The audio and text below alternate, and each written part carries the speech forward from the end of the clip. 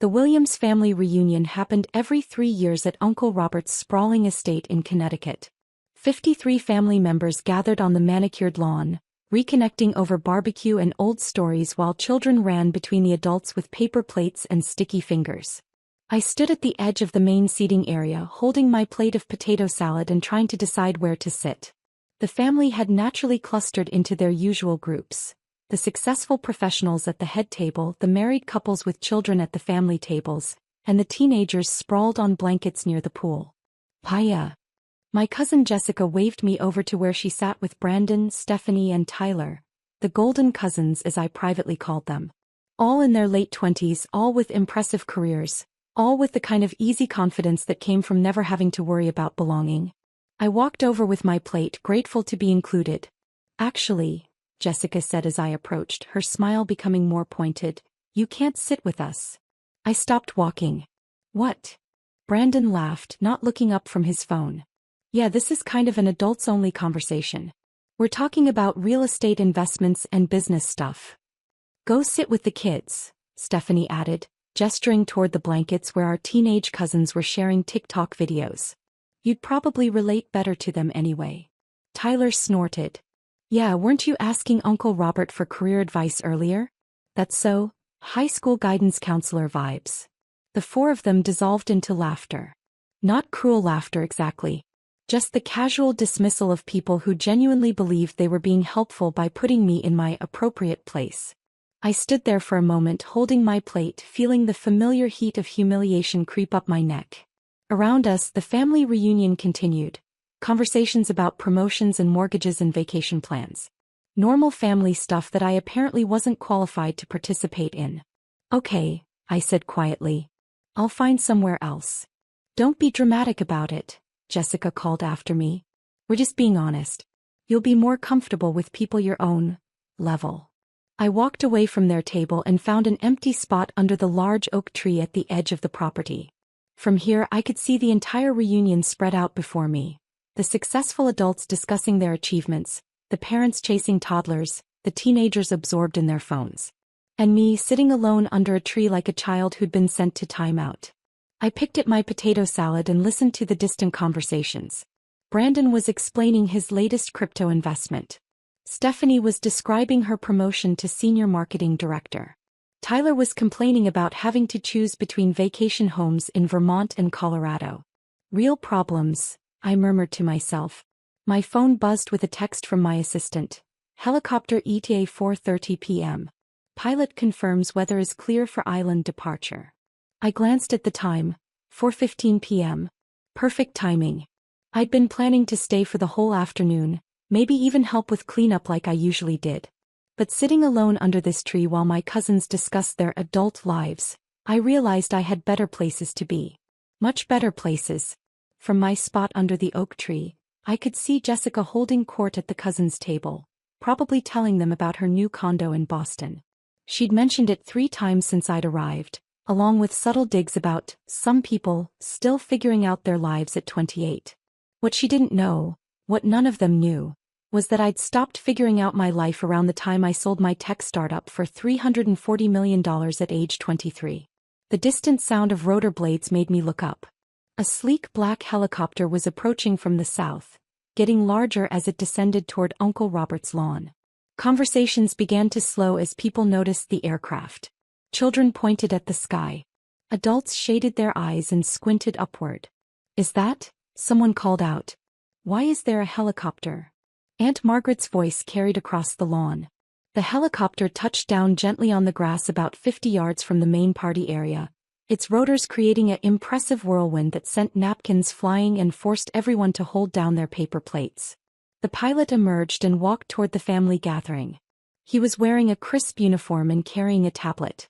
His eyes swept the crowd until they found me sitting under the tree. Ms. Williams, he called out, his voice carrying clearly in the sudden quiet. Why Williams? Every head turned toward me. I stood up slowly, brushing grass off my simple jeans and t-shirt. That's me. The pilot approached with professional efficiency. Your island is ready, Ms. Williams. The staff has prepared everything according to your specifications. Weather conditions are ideal for departure.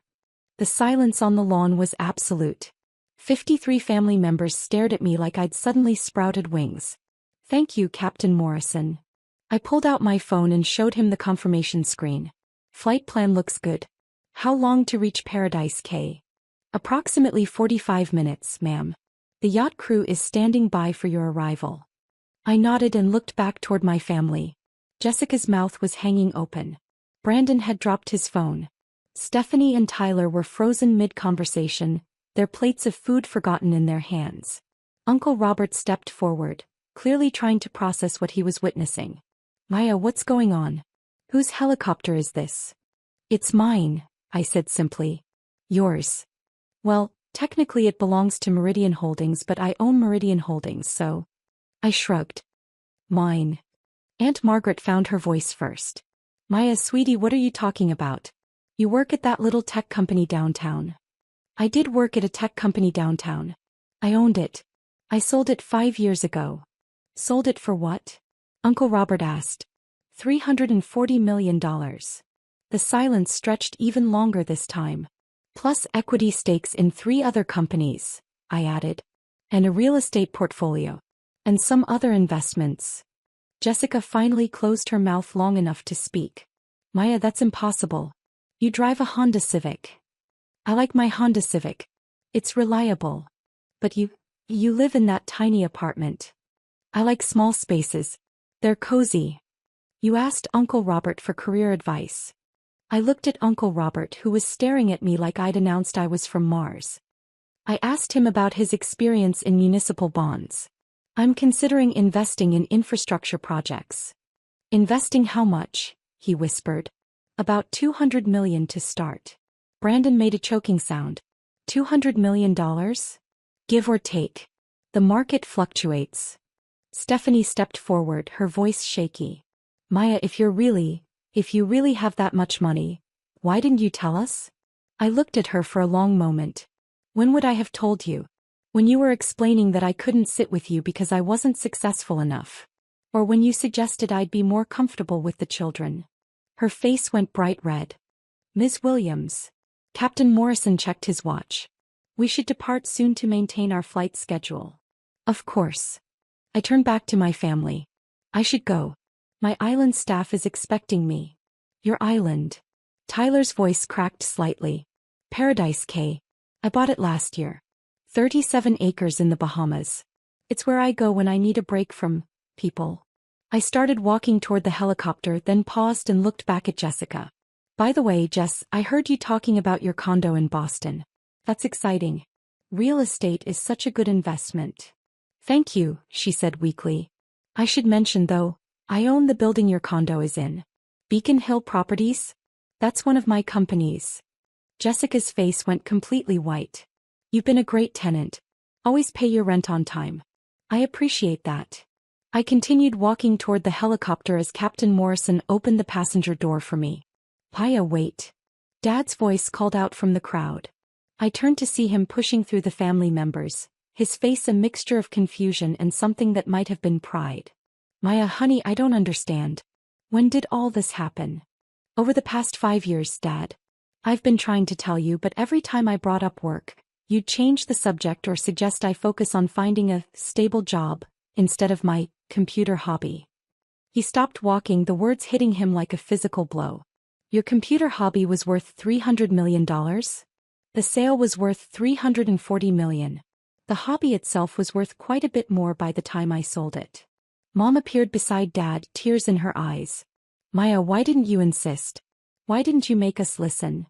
I looked at my parents, good people who loved me but had never quite figured out how to take me seriously. "Because I wanted you to be proud of me for who I was, not what I had. I wanted you to believe in me before you knew about the money." "We are proud of you," Mom said desperately. "Are you proud of me, or are you proud of my bank account?" She opened her mouth but couldn't find an answer. Captain Morrison cleared his throat diplomatically. "Ms. Williams, we really should depart." I climbed into the helicopter and settled into the leather seat. Through the window, I could see my entire extended family standing in a semicircle on Uncle Robert's lawn, staring up at me like I was ascending to heaven. Which in a way I was. "Ready for departure, ma'am?" Captain Morrison asked as he settled into the pilot's seat. Ready.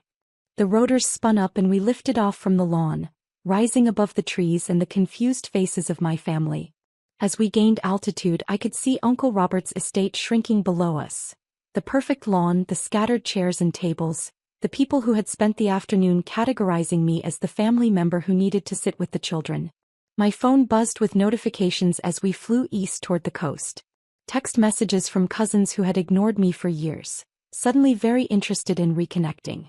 Missed calls from Jessica, Brandon, Stephanie, and Tyler, the same people who had laughed at the idea of me joining their adult conversation an hour earlier.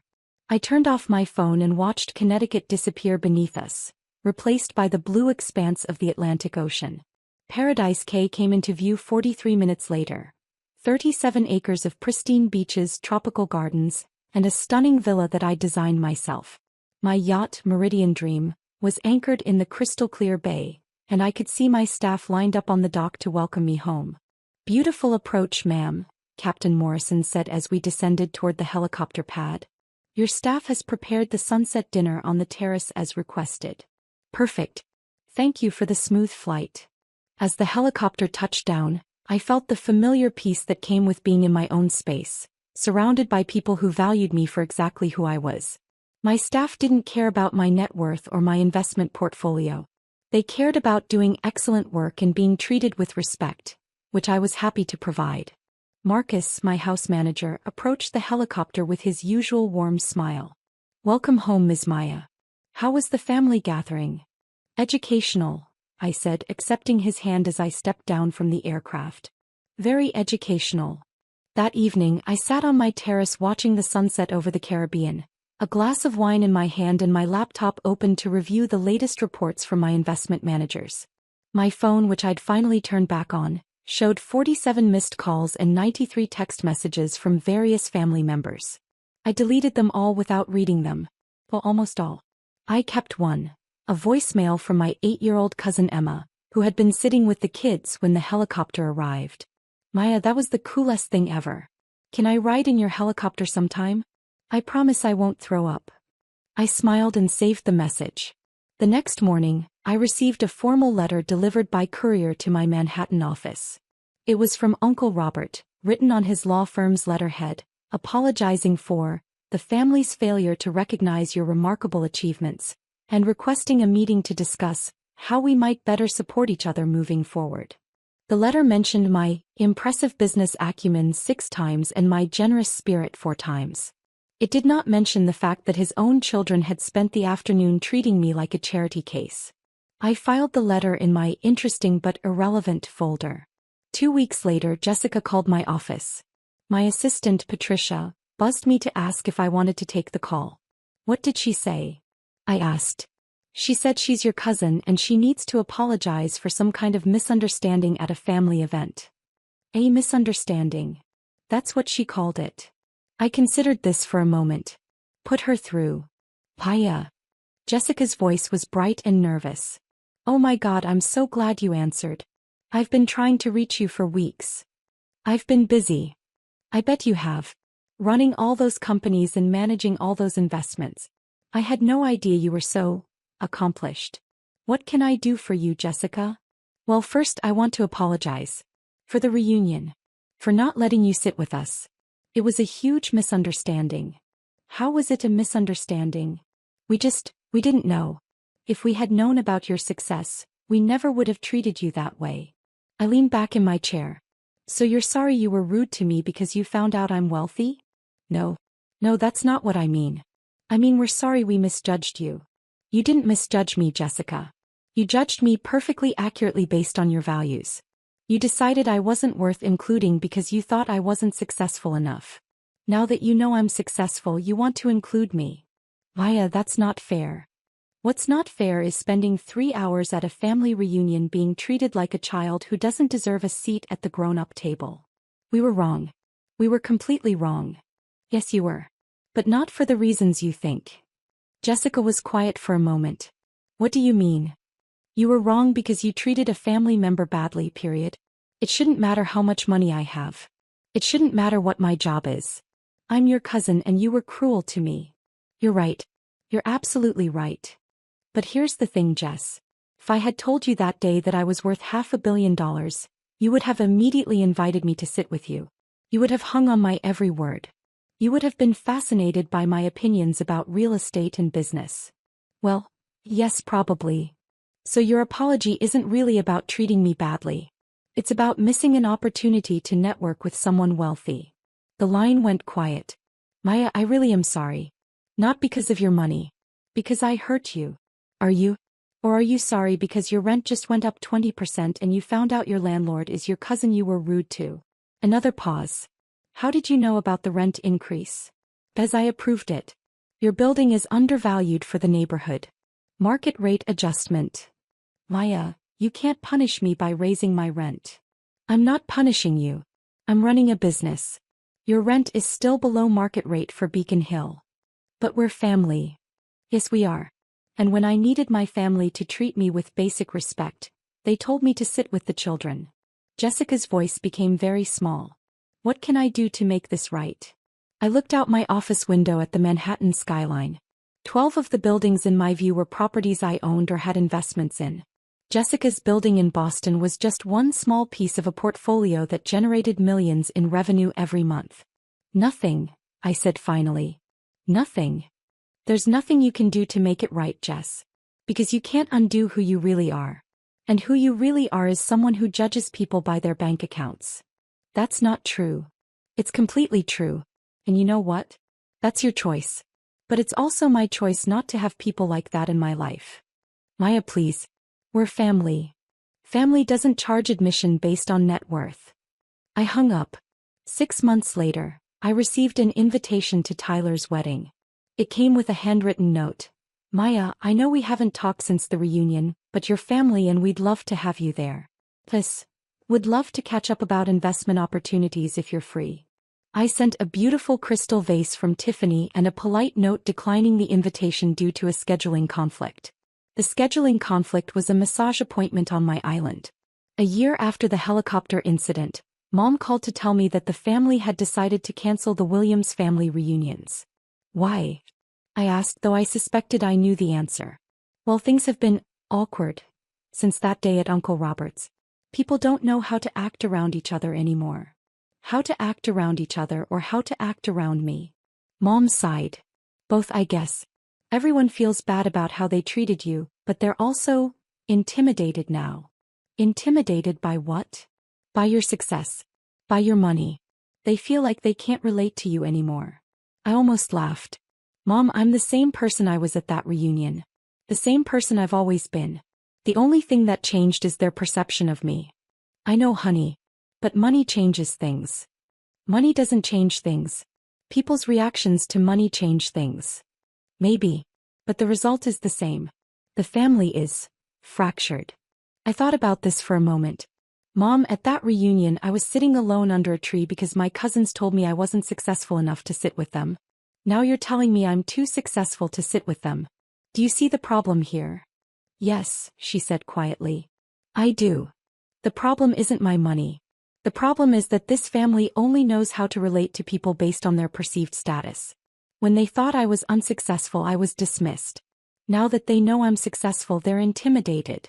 Either way, they can't just treat me like a person. You're right.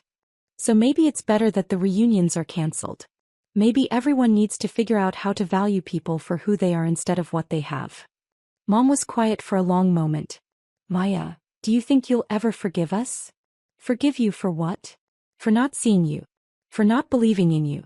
For treating you like you didn't matter. I looked out at the Manhattan skyline again, thinking about the girl who had sat alone under a tree while her cousins discussed their adult lives. I've already forgiven you, Mom. But forgiveness doesn't mean forgetting. And it doesn't mean going back to the way things were. What does it mean? It means I understand that you did the best you could with who you were at the time. But it also means I'm not going to put myself in situations where I'm dismissed or diminished. Even if it means missing family events? Even if it means missing family events. We talked for a few more minutes about other things. Her garden, Dad's golf game, my latest acquisition in the Maldives. Normal conversation between a mother and daughter. When we hung up, I felt something I hadn't felt in years when talking to my family. Peace. 2 years later, I received a completely different kind of message. A letter from Emma, the 8-year-old cousin who had asked about riding in my helicopter. She was 10 now, and her letter was written in careful cursive on lined paper. Dear Maya, it read, Mom says you're really successful and rich, but you're still nice to me. I'm starting a lemonade stand business. Do you have any advice? Also, do you still have that helicopter? I haven't thrown up since I was 7. I wrote back immediately, giving her detailed advice about profit margins, customer service, and location strategy. I also included a photo of my helicopter and a promise that when she turned 16 she could have a ride. Emma was the only family member who didn't seem to care about my money at all. She was just excited that her cousin was good at business and might teach her how to be good at it too. A month later, Emma sent me a profit report from her lemonade stand, complete with charts and graphs she'd made herself. Her net profit for the summer, $247. I framed the report and hung it in my office, right next to my first stock certificate and the photo from the day I rang the opening bell at the New York Stock Exchange. Some family bonds, I realized, are strong enough to survive anything. Even helicopters. The rest aren't worth preserving.